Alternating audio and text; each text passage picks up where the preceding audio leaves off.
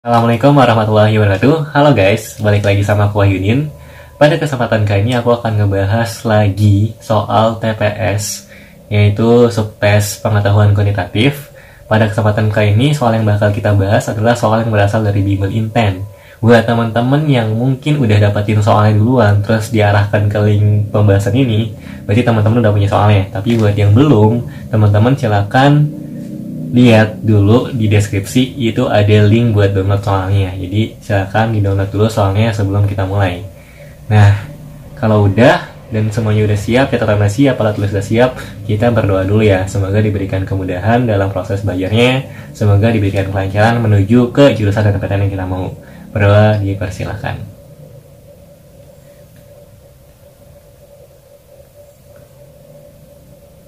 Amin. Tidak ada kata usah untuk berdoa.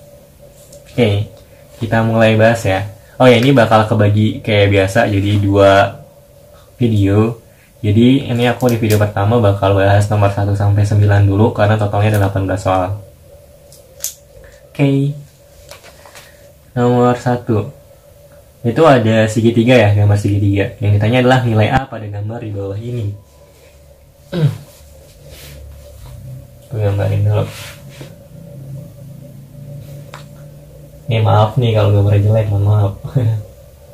Gini, terus gini. Di sini A derajat, di sini 110 derajat, di sini X derajat, di sini Y derajat, di sini X derajat lagi, di sini Y derajat. Yang ditanya adalah A. Kok alfa nulisnya?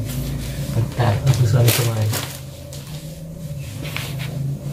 Yang ditanya adalah A derajat sama dengan berapa? Gitu kan ya? Nah, sebenarnya buat ngerjain soal kayak gini itu gampang aja sih. Ingat aja sifat dari segitiga. Jumlah sudut semuanya itu adalah 180.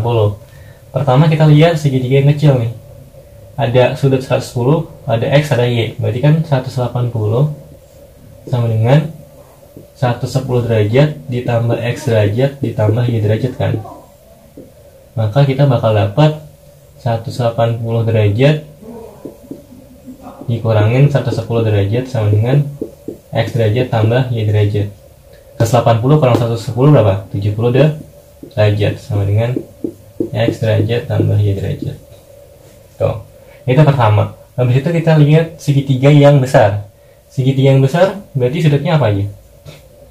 Ada A derajat, ada sudut yang ini kan. Nah, sudut yang ini itu besarnya Y derajat ditambahin X derajat. Sudut yang ini juga sama, X derajat ditambahin Y derajat. Berarti kita bisa tulis 180 derajat sama dengan A derajat ditambah X derajat ditambah Y derajat ditambah sama Y derajat ditambah X derajat. Beda dibalik doang kan. Nah, ini 180 derajat berarti sama dengan A derajat ditambah X derajat tambah Y derajat ditambah Y derajat ditambah X derajat. Berarti kan 2 kali X derajat ditambahin Y derajat, ya nggak? Nah, terus kita udah tahu nih X derajat ditambahin Y derajat adalah 70. Tinggal substitusin aja ke sini. Jadi 180 derajat sama dengan A derajat ditambahin 2 dikali 70 derajat. Berarti 180 derajat sama dengan A derajat ditambahin 140 derajat. Maka derajatnya adalah 180, ini pindah ruas ke kiri. 180 kurang 140 yaitu 40 derajat. Ada nggak? Ada yang D. Udah, itu doang. Oke. Oh ya, kayak biasa kalau misalnya teman-teman mau nyatet silahkan di pause. Soalnya aku nggak bikin nungguin teman-teman nyatet, aku juga nggak tahu kalian nyatetnya selesainya kapan, ya nggak? Oke, lanjut nomor 2. Ini aku hapus.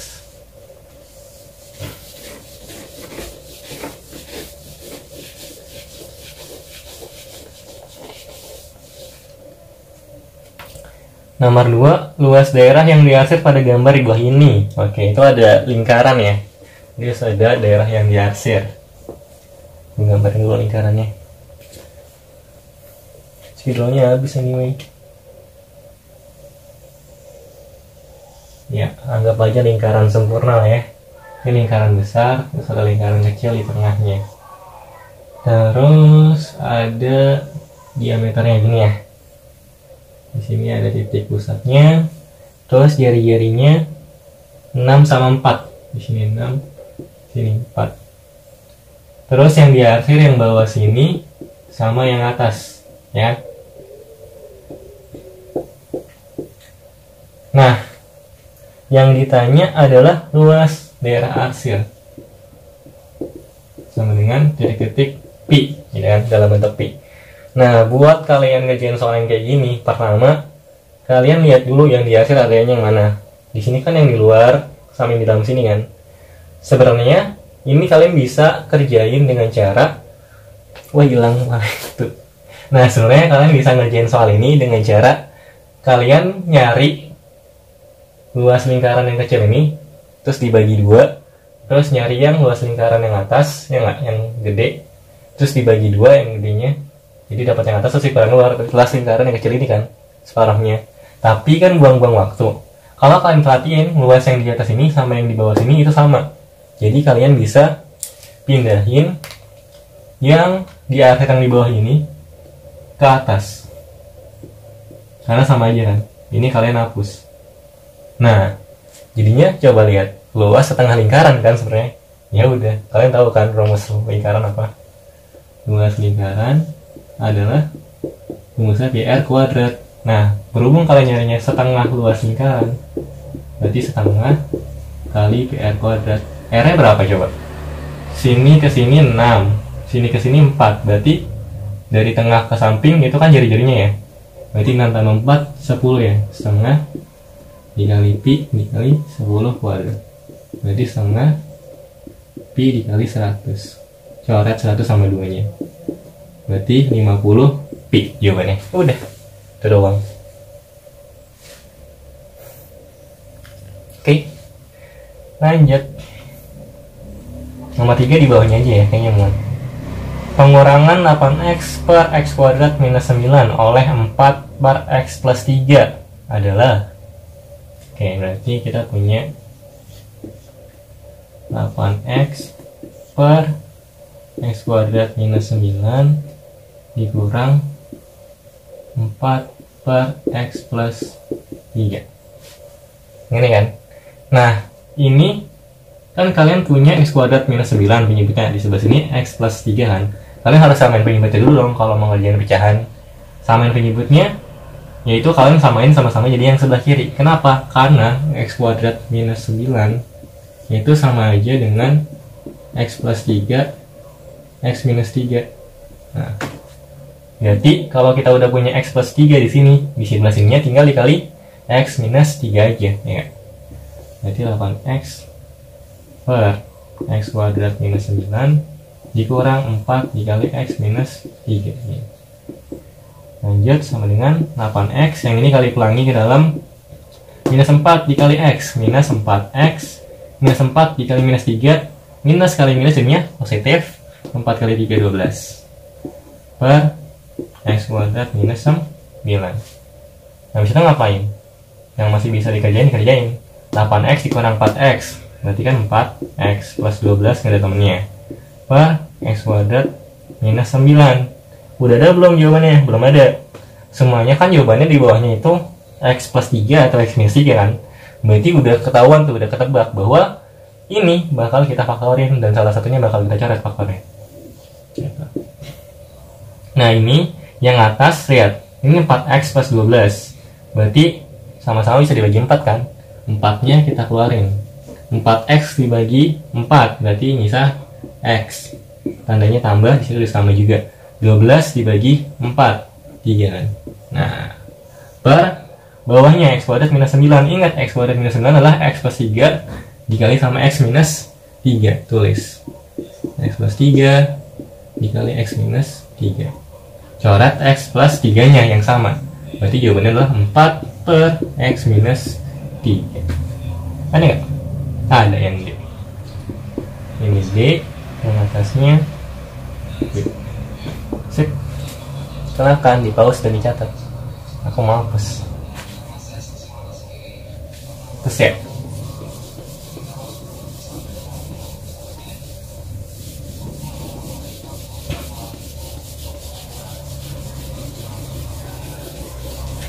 Wow, kotor apa tulisnya. Oke, kita lanjut nomor 4. Di antara sistem persamaan linear di bawah ini yang memiliki daerah penyelesaian tidak berada di kuadran 3 adalah kuadran 3 tuh yang mana ya? Tahu nggak kalian? Oke, jadi nomor 4 ya. Nih, kuadran itu kalau misalnya kalian lihat diagram Cartesius, ini sumbu X, ini sumbu Y. Kuadran 1 adalah di sini. Semua yang nilai X-nya positif kan ke kanan tuh positif, Y-nya juga positif. Jadi area yang sebelah sana nih, atas sana. Kuadran 2 itu sebelah kirinya. Jadi kalau jarum jam itu kan mereka ke sini ya. Ini jadi berlawanan arah jarum jam. Kalau yang kuadran 2 itu dia X-nya negatif, Y-nya positif. Ya, aku tulisnya. Berarti X-nya negatif, Y-nya positif. Kalau ini X sama Y-nya sama-sama positif.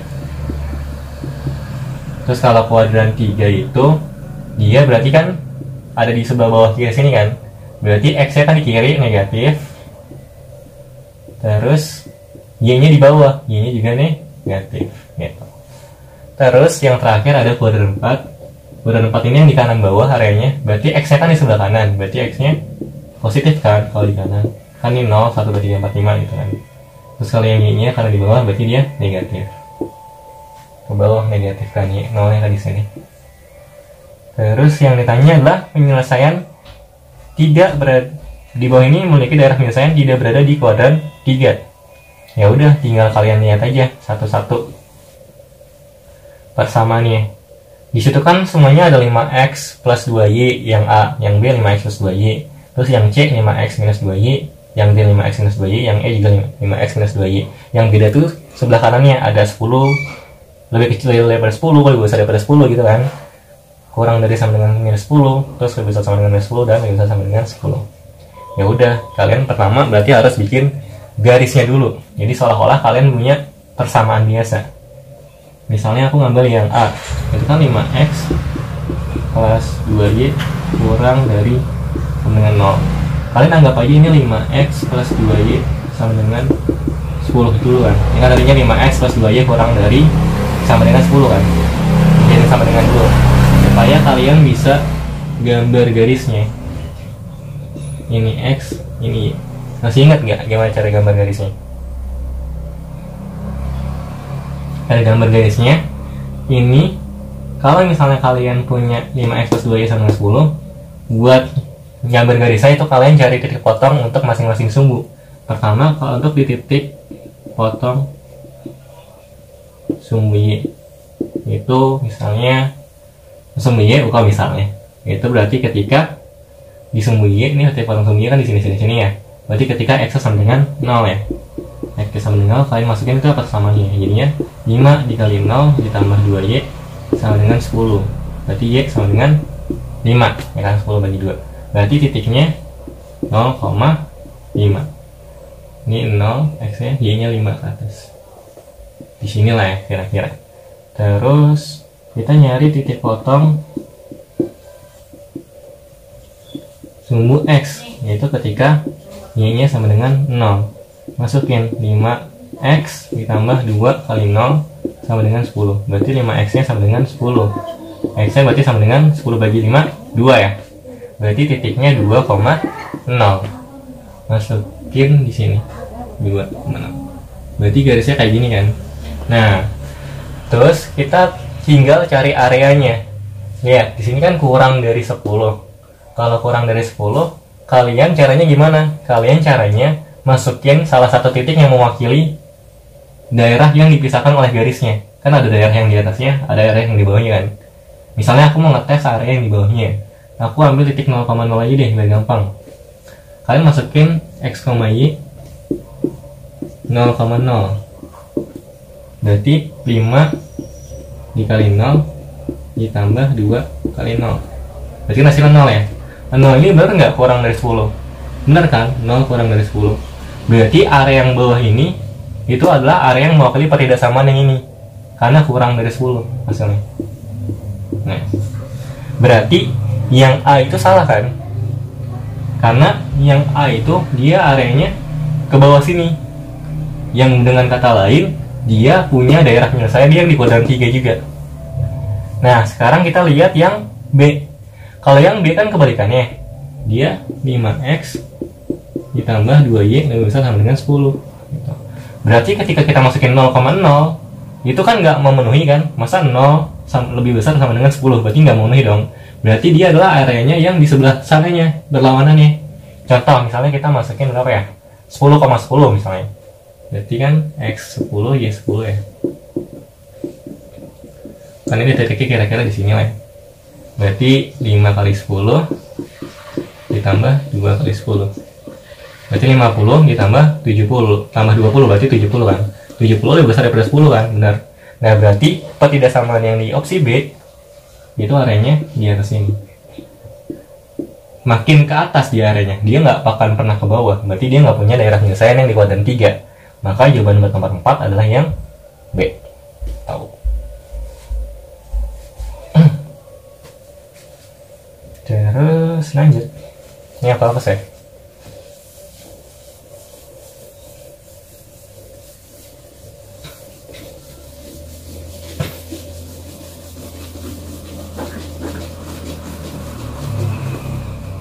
Nomor 5.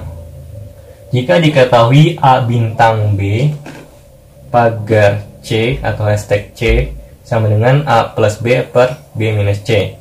Jika 2P plus 1 bintang 3 pagar P sama dengan 8, maka nilai P adalah, ya udah, kita tinggal ikutin aja soalnya aturannya gimana.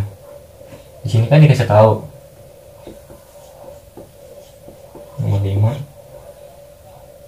Ini boleh aku ganti spidol nggak sih? Bentar ya. Habis spidolnya.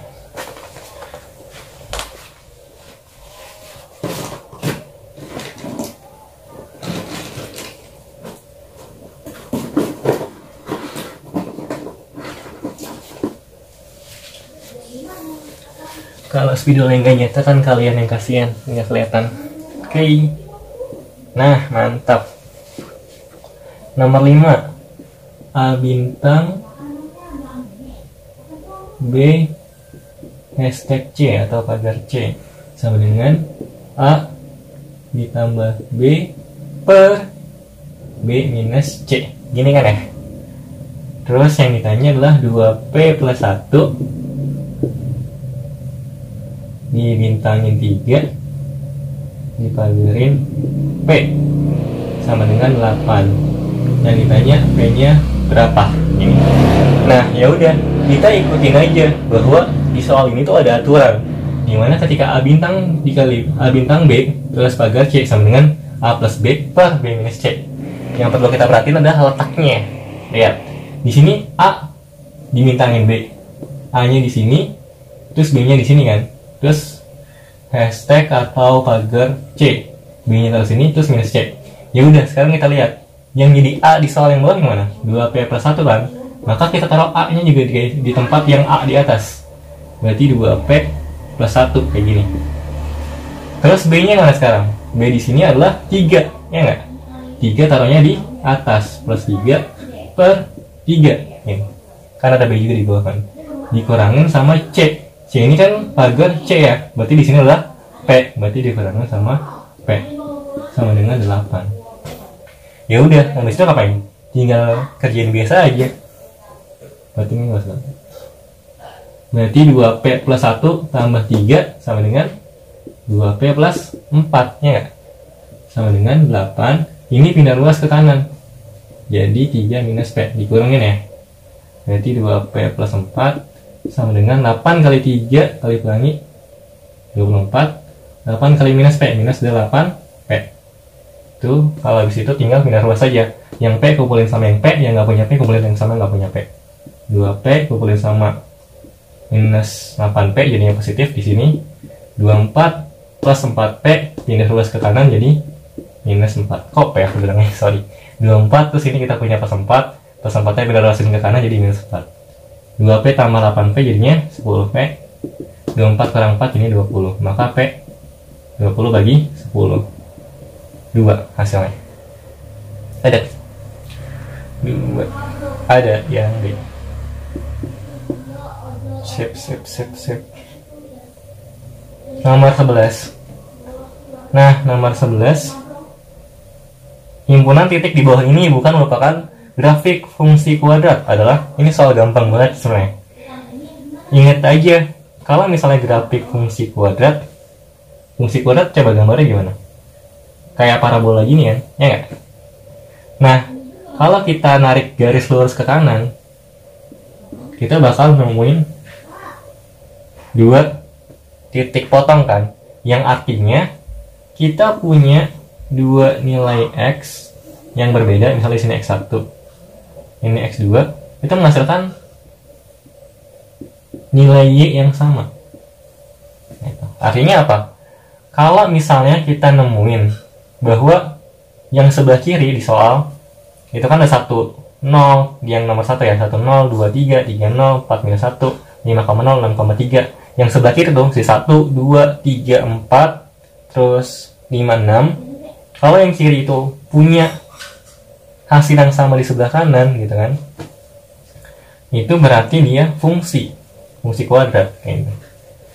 Nih, nomor 1 itu kan dia 1,0, terus 2,3, terus 3,0, terus 4,-1, terus 5,0, terus 6,3. Gini kan?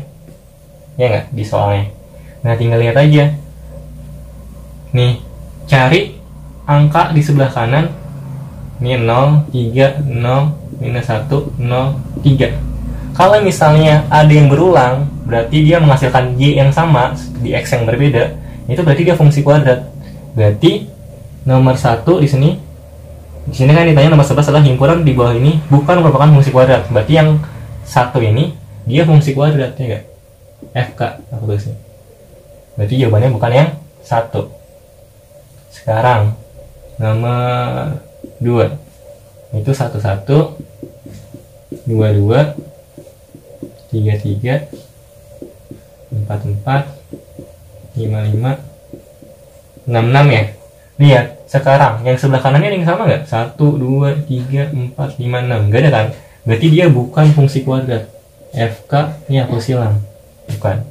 Berarti kalau 2 biasanya pasangannya sama 4 ya. Kalau yang 3 itu kalian lihat aja di soalnya, disimak. Itu ada 1,-3, 2,0, 3,1, 4,0. Nah tuh nolnya kan kayak ada 2 kali kan. Y nya tuh yang 0 ada 2 kali. Nah itu berarti dia fungsi kuadrat. Kalau ini kan yang di nomor 1 nolnya ada 3 bahkan. Terus ini 3 nya ada 2 kali. Maka dia fungsi kuadrat. Ini aku tulisin lagi deh biar makin jelas.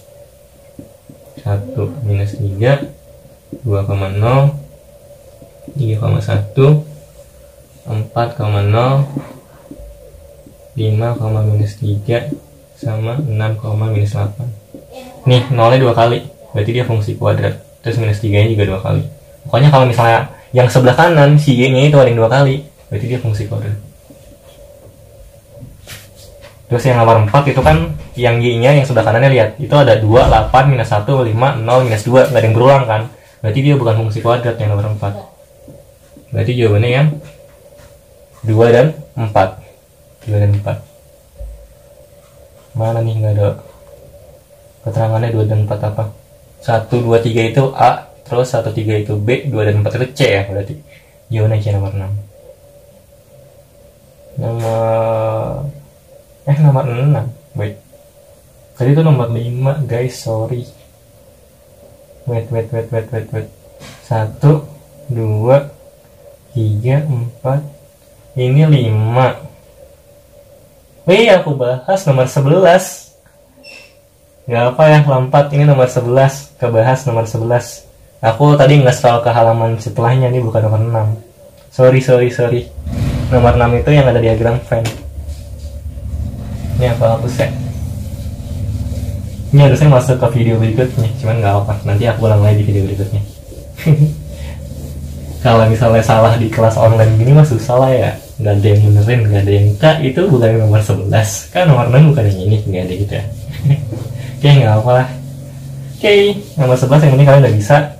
Sekarang nomor 6. Diagamkan di bawah ini daerah yang diarsir merupakan nomor 6. Gambarnya ada 3 lingkaran ya. Kayak gini kan. Terus ini A, ini B, ini C. Yang diarsir ini. Nah, sebenarnya gampang aja buat nyari diagram Venn yang benar yang mana. Pertama lihat area yang paling besar. Area yang paling besar di sini adalah di lingkaran B kan. Berarti kalian lihat langsung di opsi mana yang B-nya itu adalah yang utama. B-nya yang utama itu adalah yang di opsi yang antara B sama E gitu. Tapi yang E menurut aku itu nggak mungkin karena si B-nya itu dikurangin. Sementara ini wilayah B justru ditambahin sama yang ini, sama wilayah yang sebelah sini ya nggak. Berarti ya udah jelas jawabannya yang B. Sebenarnya sesimpel itu. Tapi kalau misalkan mau buktiin lagi, lihat opsi yang B. Itu katanya B, U itu apa? Union ya, gabungan. Union A irisan C. Oke. Irisan itu apa? Irisan itu yang beririsan, jadi saling timpang tindih. Sekarang kita lihat dulu yang belakangnya. A irisan C. A yang mana? A yang ini kan yang atas. C yang bawah. Irisannya berarti yang ini nih, yang saling timpang tindih nih, yang kemerahin. Segini kan. Nah, ketika si B digabung dengan A irisan C, berarti si B digabung sama yang ini. Maka dapatnya sesuai yang di soal. Jadi benar kan jawaban yang B. Mudah kok. Santai. Nomor 7. Ada 5 orang dalam ruang yang saling mengenal. Mereka saling berkenalan dengan cara berjabat. Ada 5 orang dalam ruangan yang belum saling mengenal ya, bukan sudah saling mengenal. Mereka saling berkenalan dengan cara berjabat tangan sekali dalam setiap orang. Banyak jabat orang yang akan terjadi sebanyak. Oke, jadi ada 5 orang. Katakanlah ini A, B, C, D, dan E yang mewakili setiap orangnya. Berarti si A berjabat tangan ke B 1, ke C 1, ke D 1, ke E 1 kali kan. Berarti si A jabatan 5 kali. Nah, terus si B itu jabatan ke C 1, ke D 1, ke E 1. Berarti si B jabatan berapa kali? Sorry, ini 1, 2, 3, 4. Ini 4 kali ya, bukan 5 kali. Terus si B itu jabatan ke C, ke D, ke E. Aku ulang. Yang A jabatan ke B 1 kali, ke C 1 kali, ke D 1 kali, ke E 1 kali. Berarti ada si A itu jabatan 4 kali. Nah, kalau yang si B itu jabatan ke C, ke D, sama ke E. Berarti dia jabatan 3 kali. Kenapa dihitung 3 kali? Karena sebenarnya si B itu jabatan sama si A kan. Tapi ketika si B berjabatan dengan si A itu sudah berjabatan juga dengan si B, jadi barengan. Itu jangan sampai kita hitung 2 kali. Dengan kata lain kita bisa bilang jumlah jabatan tangan itu adalah 4 ditambah 3. Berarti si A ini 4, si B ini 3, si C nya berarti kan tinggal ke D sama ke E kan yang belum. Tambah 2, si D nya tinggal ke E, tambah 1. Ya udah, 4 tambah 3 7, tambah 2 9, tambah 1 10. Ada jawabannya? Ada yang B. Ya, kayak gitu. Gampang kan? Tuh. Ini ada jawaban yang jebakan, ada jawaban yang C sama 15 kan. Jadi jangan kalian nambahin 1 5 gitu. Kan benar-benar orangnya ada 5, jadinya 5 4 3 2 1, bukan kayak gitu. Tapi orang pertama itu jabatan 4 kali. Karena dia kan nggak mungkin jabatan sama dirinya sendiri kan. Gitu. Sip. Nomor 8. Kopesek.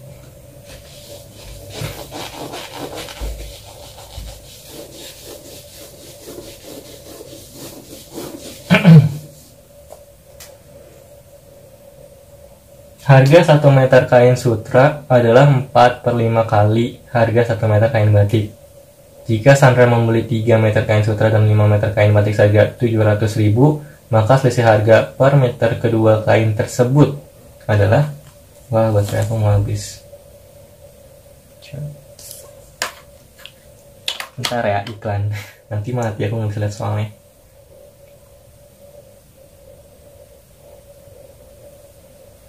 Oke, jadi katanya nomor 8, kain sutra itu harganya sama dengan 4/3 kali kain batik ya.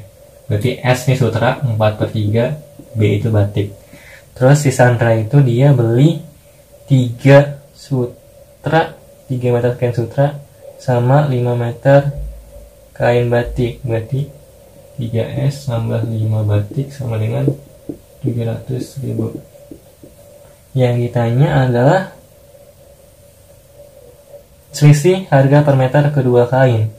Ya udah, kalau ditanya selisih berarti kan kita harus tahu dong salah satunya, ya nggak? Nah, salah satunya aku harus tahu S-nya harganya berapa, terus batik harganya berapa. Ya kan kalau misalnya kalian punya dua variabel terus dua persamaan, ini udah pasti bisa dikerjain dengan cara substitusi atau eliminasi kan. Ya udah, ini kalian kerjain aja pakai salah satu caranya. Di sini kalian tahu bahwa S sama dengan 4/3B. Di sini ada S, ya udah tinggal masukin aja, ya nggak sih? Tinggal masukin aja 3 dikali 4/3B ditambah 5B sama dengan 700.000. Ini 3 nya coret, 4B tambah 5B sama dengan 9B, 700.000. Maka B nya adalah 700.000 dibagi sama 9.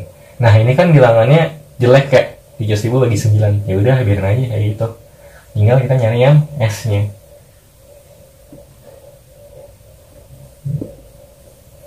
Nah yang ditanya itu selisih.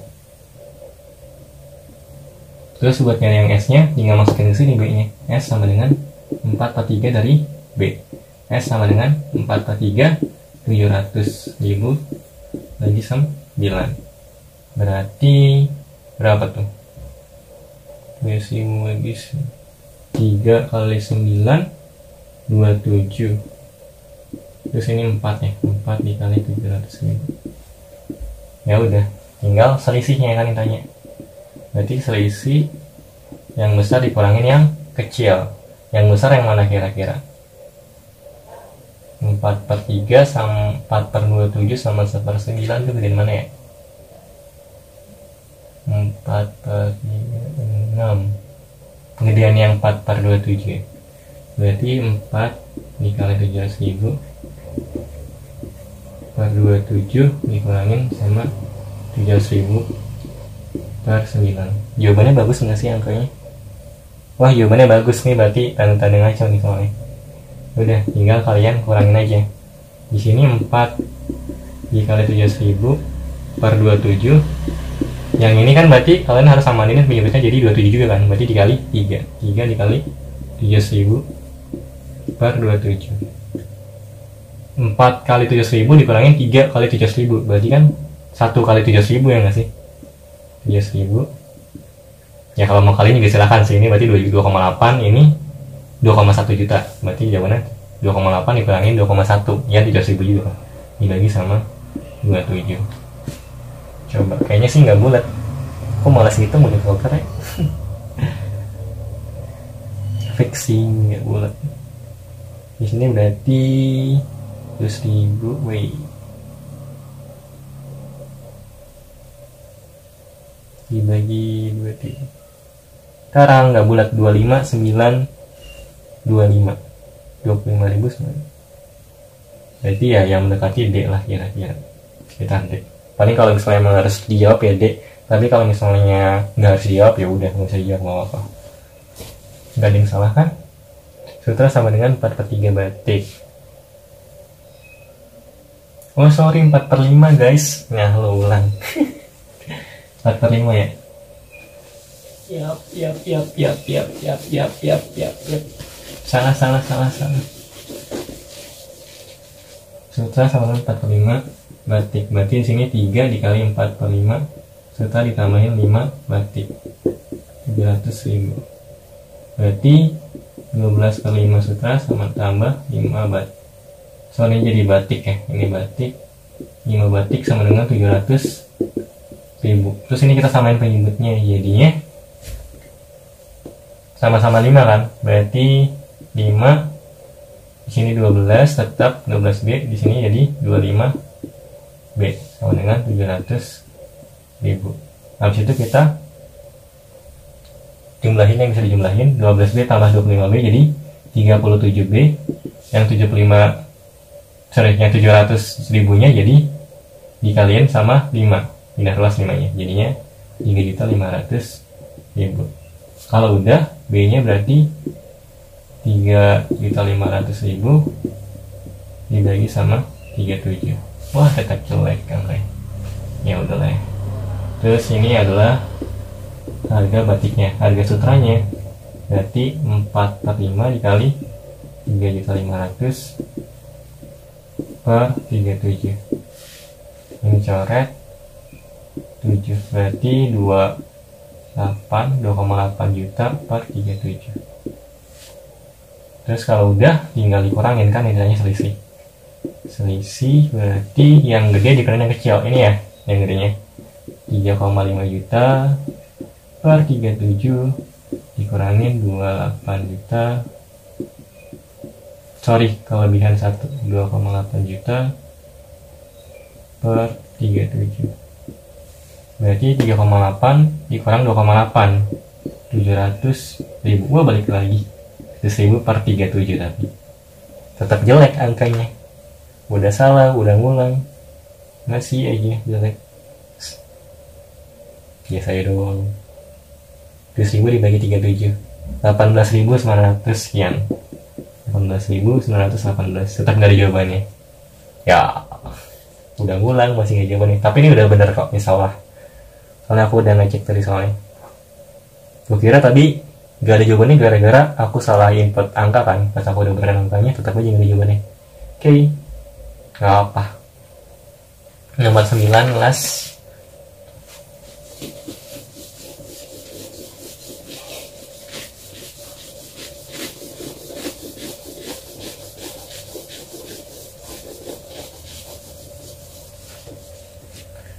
Sebuah kotak berisi 3 kelereng putih dan 2 kelereng hitam. Dari dalam kotak pengambilan 2 kelereng berurutan. Peluang mendapatkan sebuah kelereng hitam pada pengambilan pertama dan kelereng putih pada pengambilan kedua adalah